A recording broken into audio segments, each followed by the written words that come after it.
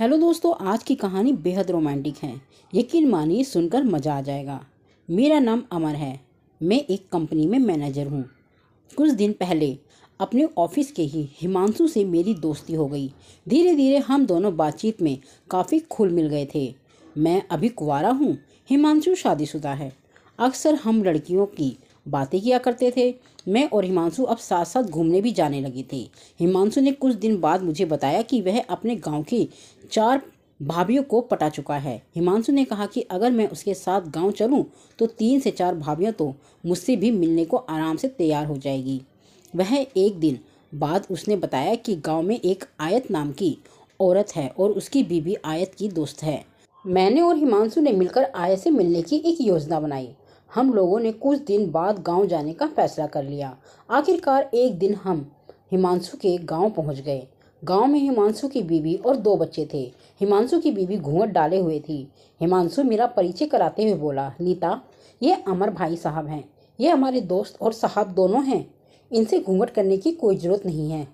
नीता भाभी ने घूंघट हटा लिया और मुस्कुराते हुए बोली, भाई साहब नमस्ते। मैंने उसकी बीवी नीता की तरफ देखा। वह थोड़ी काली जरूर थी लेकिन बहुत सुंदर थी। नमस्ते करके नीता चाय बनाने चली गई। थोड़ी देर में नीता हम लोगों के लिए चाय बनाकर ले आई। नीता ने जब झुककर मुझे चाय दी तो कुछ दिखने लगा। नीता ने देखा कि मैं उसको देख रहा हूँ तो उसने एक जहरीली सी मुस्कुराहट दी।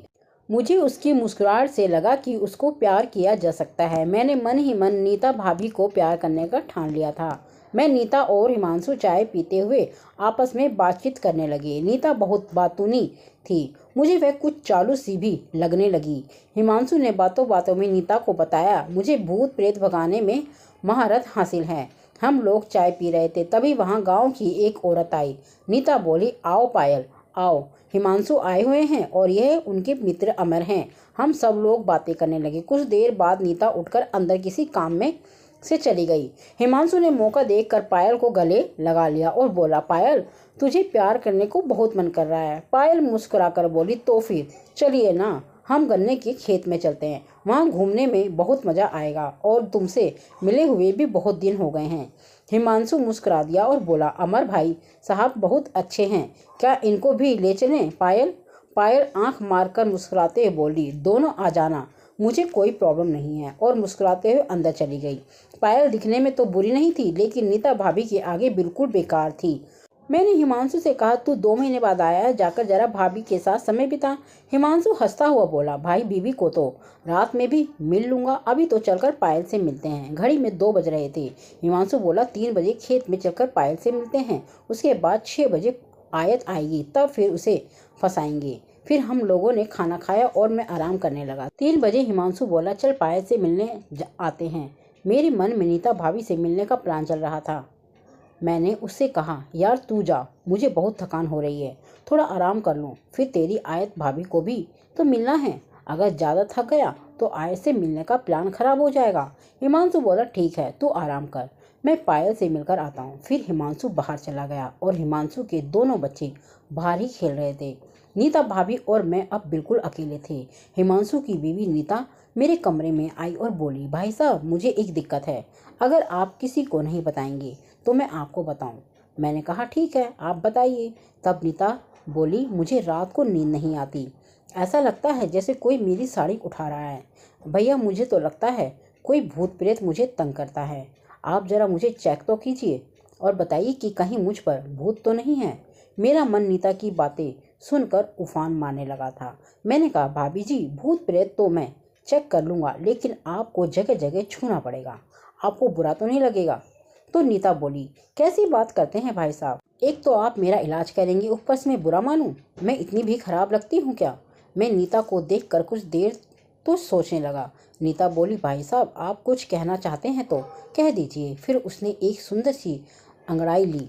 मैं समझ गया कि लाइन साफ है।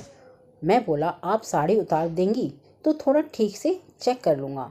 नीता बोली, बस इतनी सी बात? वह बोली, भाई साहब जरा मेरी आंखों में आंखें डालो। उसने मेरी नज़र से नज़र मिलाई। उसकी आंखें बहुत बड़ी बड़ी थी। नीता खुश दिखाई दे रही थी। आखिरकार उसके मुंह से निकल ही गया, भाई साहब अब भूत भगाइए ना, बहुत अच्छा लग रहा है। मैंने भाभी से कहा, भाभी आपके बदन में तो भूत चिपका हुआ है। उन्होंने कहा, हम दोनों बाथरूम में चलते हैं। नीता भाभी ने मुझे बताया कि उनके बाथरूम का दरवाज़ा 2 कमरों में खुलता है। एक दरवाज़ा जिस कमरे में मैं था उसमें खुलता था और दूसरा दरवाज़ा भाभी के बेडरूम में खुलता था। नीता साड़ी उठाकर अपने कमरे की तरफ चली गई। मैं सोच ही रहा था कि बाथरूम से खटखट की आवाज़ आई। नीता अपने कमरे की तरफ से बाथरूम में आ गई थी। नीता भाभी बाथरूम से झांक कर बोली, आओ जल्दी अंदर आओ।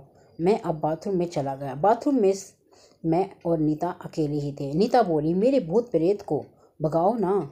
मैं कुछ घबरा रहा था। मैंने अपने आप को संभालते हुए कहा, ठीक है भाभी जी। और फिर मैंने उसके शरीर से वह भूत उतार दिया जो वह चाहती थी। कुछ देर बाद मैं और नीता बाहर आ गए।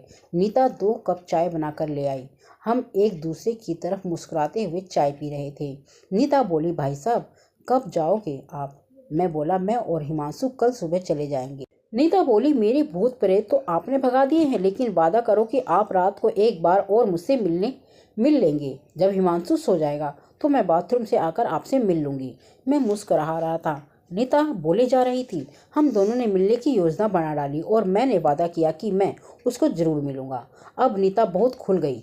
बातों बातों में मैंने आयत के बारे में पूछ लिया। नीता ने बताया कि आयत बहुत ज़्यादा सुंदर है, उसको अपनी सुंदरता पर बहुत घमंड है। मैं नीता से बोला, तुम मुझे आयत से मिलवा सकती हो या नहीं?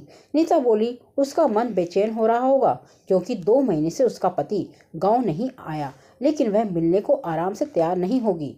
मैंने नीता से कहा, आप उसे जरूर बताना कि मैं भूत प्रेत भगा देता हूँ, बाकी उसे मिलना मुझ पर छोड़ दो। नीता बोली, ठीक है, अगर तुमने उससे मिल लिया तो मुझे बहुत अच्छा लगेगा। थोड़ी देर बाद 5 बजे के करीब हिमांशु वापस आ गया।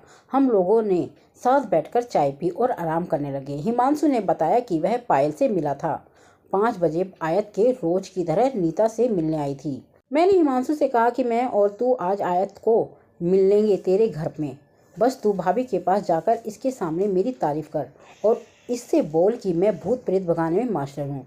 हिमांशु अंदर चला गया और नीता के पास जाकर आयत से मेरी तारीफ करने लगा। थोड़ी देर बाद नीता भाभी मुस्कुराते हुए भाई और बोली, चलो भाई साहब आपको आयत से मिलवाती हूँ। वह आपसे मिलने के लिए बहुत बेचैन है। मैं भाभी और हिमांशु आयत अब नीता भाभी के कमरे में बैठे हुए थे। नीता ने आयत से मेरा परिचय कराया। भाभी बोली, यह अमर भाई साहब हैं, इन्हें भूत प्रेत भगाने में बहुत ज्ञान है। जब से इन्होंने मेरे घर का भूत भगाया है मेरे आदमी की तनख्वाह बढ़ गई है। अब हिमांशु खुश भी काफ़ी रहते हैं। मैंने हिमांशु को हल्का सा जाने का इशारा किया। हिमांशु बोला, नीता मैं बच्चों को देख कर आता हूँ। हिमांशु के जाने के बाद नीता बोली, आयत जो रात को मुझे भूत तंग करता था ना, जैसा कि मैंने तुझे बताया था, वह भी इन्होंने आज भगा दिया है। बस एक बार इन्होंने कुछ मंत्र पढ़े थे। बहुत अच्छे हैं भाई साहब, तू अपनी परेशानी क्यों नहीं बताती इन्हें? आयत थोड़ा शर्मा रही थी। नीता बोली, भाई साहब इसको देखकर ही बता दो कि इसमें कोई भूत प्रेत तो नहीं है। इसके शरीर में पूरा दिन बेचैनी होती रहती है। पति शहर में एक फैक्ट्री में गार्ड है, उसकी तनख्वाह भी बहुत कम है। 2 महीने में छुट्टी मिलती है उसे। इसको चेक करके बताओ, इसके अंदर तो कोई भूत प्रेत नहीं है। नीता बोली, आयत शर्मीली है, वह मेरी तरह नहीं कर सकती, लेकिन आप देखकर ही कुछ बताओ। मैं तो चुप सा रहा। फिर मैंने कहा, अगर यह मुझे अपनी पेट की नाभि दिखने दे तभी मैं कुछ बता सकता हूँ। नीता ने आरती की तरफ देखा और फिर हल्के से मुस्कुराई और उसने धीरे से कहा, ठीक है। नीता ने कमरे का दरवाज़ा बंद कर दिया। भाभी बोली, आयत अपनी साड़ी का पल्लू हटा दे। मैं समझ गया कि तीर सही निशाने पर जा रहा था। मैं बोला, भाभी इसके अंदर भी भूत प्रेत है, लेकिन शीशा चाहिए बड़े वाला। नीता बोली, शीशा तो बाथरूम में ही है। थोड़ी देर में नीता और आयत बाथरूम में थे। मैंने आयत को शीशे के सामने खड़ा कर दिया। मैंने पूछा, अगर आपको दिक्कत हो तो बता देना। आयत तैयार दिख रही थी। उसने इस बार बोलते हुए कहा, नहीं भाई साहब, आप भूत प्रेत को भगाइए, मुझे अच्छा लग रहा है। नीता भाभी ने मुझे इशारा किया और आयत से बोली, आयत तेरी साड़ी पानी में खराब हो जाएगी, तू इसे उतार क्यों नहीं देती? थोड़ी देर बाद नीता मुस्कुराते हुए बोली, भाई साहब भूत प्रेत का पता चला या नहीं?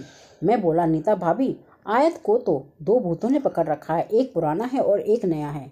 मेरी बात सुनकर आयत चौंक सी गई। भाई साहब भूत भगाइए ना जल्दी से। मैं चुप रहा। नीता भाभी बोली, भाई साहब तो भूत भगा देंगे, लेकिन उनके साथ सहयोग करना पड़ेगा। आयत बोली, अभी भूत कितनी देर में भागेगा? इसने मेरे अंदर बेचैनी बहुत ज़्यादा कर रखी है। जल्दी से भूत को भगाओ, मुझे बहुत शर्म आ रही है। मैंने कहा, तुम एक काली पट्टी अपनी आंखों पर बांध लो। इसको बांधने पर तुम्हें दूसरे भूत की आवाज़ भी सुनाई नहीं देगी जो कमरे के अंदर घूम रहा है। मैंने अपना काला रुमाल निकाल कर उसकी आंखों की पट्टी बांध दी।